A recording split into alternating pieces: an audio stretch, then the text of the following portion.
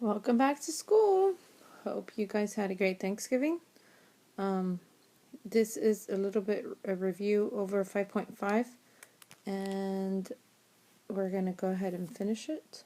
So please go ahead and follow along. Tonight you will have a video that you will have to go onto the PB Works page to actually see it. Now, if you remember, before we took the test, I actually went over some long division. More than likely, you guys forgot over the holidays, so I'm going to go ahead and go over that right now. Now, we have 3x to the fourth minus 5x to the third. Since we don't have an x squared, we put a 0, and then plus 4x minus 6. And all that is being divided by x squared minus 3x plus 5. Now, we already did something like this, and the answer already kind of appeared up there. But what times that x to the square would give you the 3x to the fourth? So the answer should be 3x squared. When you do 3x squared times x squared, that should give you a 3x to the fourth. Then when you do 3x squared times a negative 3x, that should give you 3 times negative 3, and 9x to the third. Then when you multiply 3x squared times 5, 5 times 3 is 15x squared. But because we are doing this division, please keep in mind that all your signs should change. Negative to positive, positive to negatives. And when you look at this, you should be able to see that you could cancel out, and that's the whole purpose, that 3x to the fourth. That negative 5 plus 9 gives you a positive 4x to the third. 0 minus 15, that would stay as a 15x squared minus.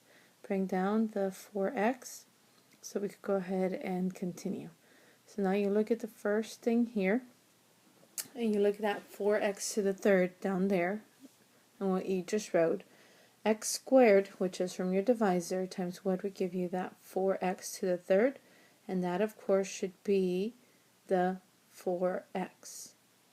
So a positive 4x times x squared would be 4x to the third. A positive 4x times that negative 3x should give you a negative 12x. And then that 4x times the 5 should give you a 20. But once again, remember, because it is subtraction, or we are doing the divisor, everything changes. That positive 4 becomes a negative, that negative 12 becomes a positive, that positive 20 becomes a negative.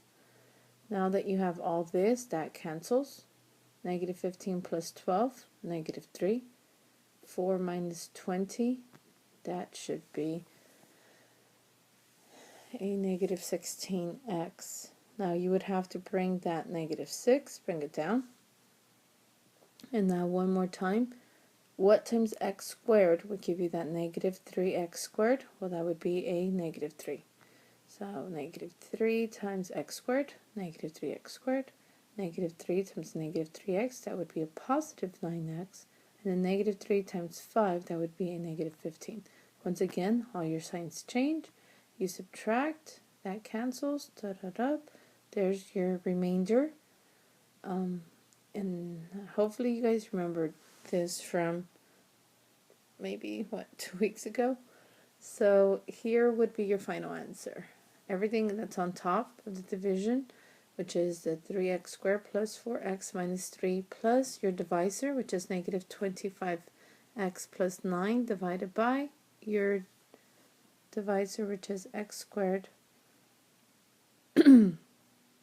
minus 3x plus 5. So that would be your final answer.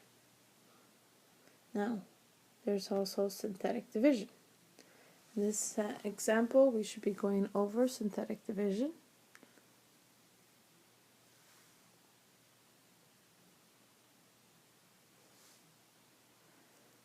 Now, when they give you a problem, instead of having to worry with all those x to the third, x to the fourth, and everything. We're just going to stick to the numbers, the leading coefficients. But please keep in mind that you need to make sure you have a spot for everything. So here, the number in front of x squared is 2. The number of, x to the third is 2. X squared is 1. We have x by itself, which is negative 8, and then the 5. Since that right there says x plus 3, we will have to set it equal to 0. So when you set it equal to 0, that would give you the negative 3. That is why we have the 3 right there. The negative 3. So first thing you do is bring down the 2. Now remember, negative 3, which is the number you have outside, times that 2 you just brought down, that right there is a negative 6. 1 minus 6, that would give you a negative 5. Then what is negative 5 times negative 3? That right there is a positive 15. And then negative 8 plus 15, that would be a 7. Then the negative 3 times that 7 would be a negative 21. So we got a number here of negative 16. Now, my answer would be 2x squared minus 5x plus the 7, and then your remainder would be that 16, but you would have to put it over the divisor, which was x plus 3. That right there is using synthetic division.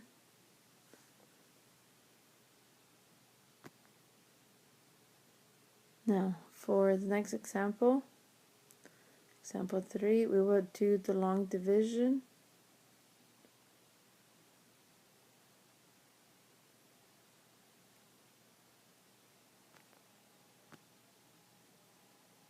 Now, please notice it's the same problem, but you're doing the long division. So x times what would give me 2x to the third? Well, of course, that would be an x squared. 2x squared times x, that's x to the third. 2x squared times 3, that right there is a plus 6x squared. Now remember, everything becomes the opposite, so that cancels, and that right there becomes a negative 5x squared. Please don't forget that you would have to bring down that negative 8x. Now, what times x would give you a negative 5x squared? That, of course, would be a 5x. 5x times x is negative 5x squared. Negative 5x times 3 is a negative 15. Please keep in mind everything becomes the opposite. So that cancels, and that right there would be a 7x, but don't forget, you have to bring down that 5. So x times what would give you 7x? And that would be a 7, so a 7 goes on top, and then 7 times x, 7x, 7 times 3, that would be 21, but because everything becomes the opposite, my remainder is negative 16. Once again, this is the same problem as the example 2, except one is using synthetic division and one is using long division. So there's your answer. Again, it didn't fit, so I continue towards the bottom.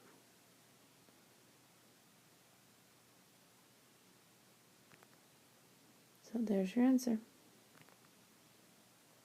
Now, this example 4, we're going to find all the other zeros. Now, how does this work? When they give you a problem, they're going to give it to you like doing this. You're going to start off by using synthetic division, and then the regular factoring that we were doing a long time ago. So this is my numbers in front of the x to the third is 1. The number in front of x squared is 2. The number in front of x is negative 9. The number by itself is negative 18. Now, because they give you x plus 2, you actually have to set it equal to 0, and of course that just becomes a negative 2. So that right there is one of your zeros. So that's what you put outside. Now, please remember, like in synthetic division, the first thing you do is bring down the first number. Negative 2 times 1 is negative 2. Now, 2 minus 2 is 0. But what's that negative 2 outside times 0? Well, that, of course, is 0. Negative 9 plus 0 or minus 0, whatever, it's still a negative 9. And what's a negative 2 times a negative 9? So that would give you a positive 18. Now, that 0 you got at the very end, that's what you're looking for. If it gives you, trying to figure out if it does give you a 0. So once that works, then you should know that's one of your zeros, but the whole thing says find your other zeros. Well, remember you started off with x to the third power on top. That 1 now becomes x squared because you have lost one exponent. So all you have left over is x squared minus 9. Now this is something we've been doing. Remember, can you take the square root of 9? Yes, you can. And since it is an x squared, this here would become x plus 3 and the x minus 9. Now, if they're asking for zeros, you will have to set them equal to 0 to find out the actual answer. When it says factors, you will leave them in parentheses. So this here becomes x plus 3 equals to 0, which becomes a negative 3, and then x minus 3 equals to 0, even though I didn't show the work, but it is going to be a plus 3. So your final answers would be a negative 2, which was given to you, the negative 3, which we got, and then a positive 3. That right there is example 4. So let's do another problem like this. And then that would be the end. So here's your problem. f of x equals x to the third minus 10x squared plus 19x plus 30. And they tell you that the first one comes from x minus 6. Remember, you have to set it equal to 0. So when we set up x minus 6 equals to 0, of course we get a positive 6. So that's one of our zeros. Now, rewriting this with synthetic division, well, that right there would be a 1, a negative 10, a 19, and a 30. That right there, we would put the 6, we bring down the 1, then 6 times 1 is 6, negative 10 plus 6, that would give you a negative 4, 6 times a negative 4, negative 24, 19 minus 24, that would give you a negative 5. 6 times negative 5, of course that's a negative 30. Is that what you're looking for? A 0? Yes. When you rewrite this, remember it lost an exponent. So if you start out with x to the third, that first, whatever you have would be x squared.